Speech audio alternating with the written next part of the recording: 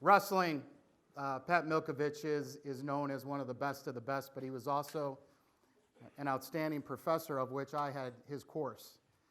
And it was actually my last term at Michigan State, and back when I went to school, you had to have 180 credits in which to graduate. So that last term hit, and I was so excited, I was ready to launch my career, and I get my report card, and I had 179 credits. And you can guess who failed me. So I would like to, it was all good, it all worked out. I'd like to watch a video of Pat Milkovich and ask you to come on up and make some comments, Pat. It was very clear to me that being a Spartan athlete was something special. I never dreamed of just making the team or having a winning season or qualifying for nationals. I dreamed about standing at the top of the podium representing Michigan State as the best at what I did out of everyone who did what I did. Wrestlers seem to fall into a couple of extreme categories, as I've observed. Some who are so outgoing and somewhat rough in appearance and tough acting, others more cerebral and quiet. Pat was the quiet type. So my first impression was, here's a very nice gentleman. And that, of course, was dispelled when I saw him wrestle. He wasn't so gentle. He was very strong. He was very long and lanky. He was very smart and very knowledgeable about the sport. Combine all these together with his confidence, and you knew from the beginning Pat was going to be an outstanding wrestler. I wrestle with Pat every day. Wrestling with Pat was like wrestling with 130 pounds of glue. You could not get away from him. You could not take him down. He was the most frustrating person I'd ever wrestled with, period. Our bottom two weight classes had 5 outstanding wrestlers in them. All-state champions, Greg Johnson, who's a member of the Hall, national champions, and Pat was the most frustrating of everybody to wrestle, including Greg Johnson. And Pat epitomized really the best of that sport. It's very well deserved, and we're just so happy to be here tonight to congratulate him in person. Pat is certainly deserving of this great honor, and it is wonderful that this is happening on the 100th anniversary, and also with the great class that he's being inducted with. Congratulations to my friend Pat Milkovich.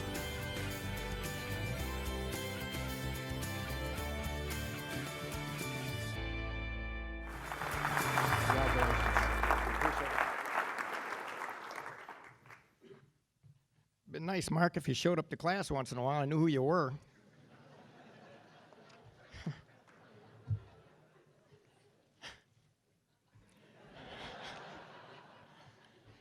You know, I've had the honor of induction into several halls of fame, but the Michigan State University Athletics Hall of Fame is the crown jewel for me. No one reaches the pinnacle of success all by himself. I had a great support system, and I was very fortunate to be in an environment that was conducive to success. I'd like to thank my family for everything they contributed to my development. The first one was my dad, Mike Milkovich, who was also my high school coach. He instilled in me the importance of discipline, hard work, and a disdain for mediocrity. I want to thank my mom, Barbara, for the compassion and nurturing that only a mother can provide, and for always believing in me. May you rest in peace, Mom. I want to thank my older brothers, Mike and Dan, for teaching me many of their successful techniques and strategies that I was able to utilize during my career. They were my first wrestling heroes. A special thanks to my teammate and drill partner, my brother Tom, who is both a bane and a blessing. He challenged me mentally, emotionally, and physically in ways that only a sibling can. He had a way of bringing the absolute best out of me by keeping me angry and envious, yet he always made me feel like I could beat anybody, even if I really couldn't. He had an outstanding career at MSU in his own right, and I look forward to celebrating his future induction. To my younger sisters, Kathy and Beth, thanks for your unselfish support and encouragement. They had every reason to be resentful of all the attention their brothers received, but they weren't. They were only proud. I had 2 of the best college coaches anyone could have asked for in Grady Penninger and Doug Blueball, who never lost faith in me, and whose coaching and motivation helped develop a 17-year-old non-scholarship walk-on into a Hall of Fame inductee. That would be a fame, actually. I was fortunate to have workout partners who forced me to compete at a very high level every single day, even when I didn't feel like it. I owe a huge debt of gratitude to Jim Bissell, Conrad Callender, Lon Hicks, Greg Johnson, Randy Miller, Don Rogers, and of course my brother Tom, not only for their value as teammates, but for their friendship as well. I'm not a naturally gifted athlete. All of you in here probably have more natural ability than I could ever hope to have. But I truly believed that I could be as successful as I wanted to be if I was willing to do what it took to be where I dreamed of being. Because only I controlled how disciplined I wanted to be, how hard I wanted to work, what I was willing to sacrifice, and how committed I wanted to stay to my goal. If I wasn't willing to do all those things, then I shouldn't blame anybody else. I shouldn't make excuses, and I certainly shouldn't complain about where I finish. I learned several things very early in my development. One, I learned that if there's anything in life worth having, I'm probably not the only one who wants it. Two, you get limited opportunities to do certain things in life, and once they're gone forever. I only had 4 chances to be a Big Ten and an NCAA champion. And 3, everything boils down to habits. Success is a habit, but it's not easy. Two of the easiest things to do in life are to be happy being average and to quit when things get difficult. Those can become habits too. It takes courage, resolve, and resiliency to do all the things necessary to reach a lofty goal. And all of you have it if you want to find it. Some of you will do everything right, and you may still fall just short of your dream. But let me say this. Sometimes the most important thing in life isn't always the award. It's who you develop into as a person because of the process.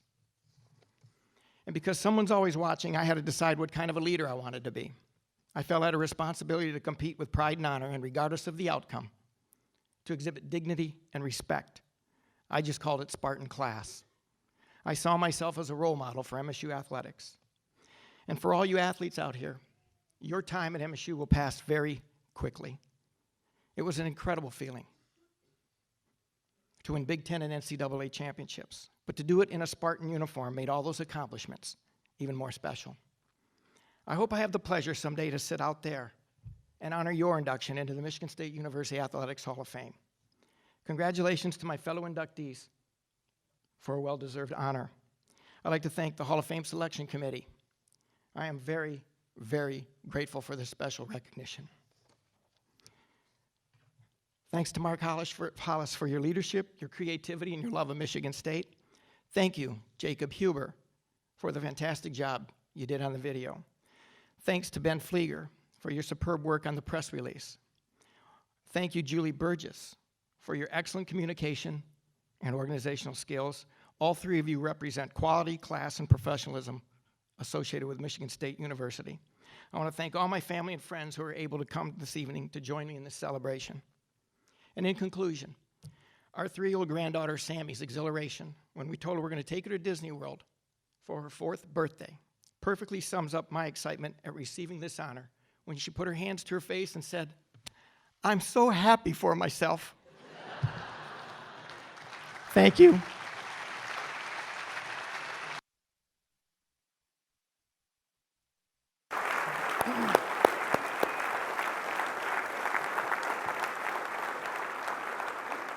So Judd said, just go tell him to give you a good grade. And I said, he'll hurt me. Thank you so much, Pat. Those were very, very powerful words. Appreciate it.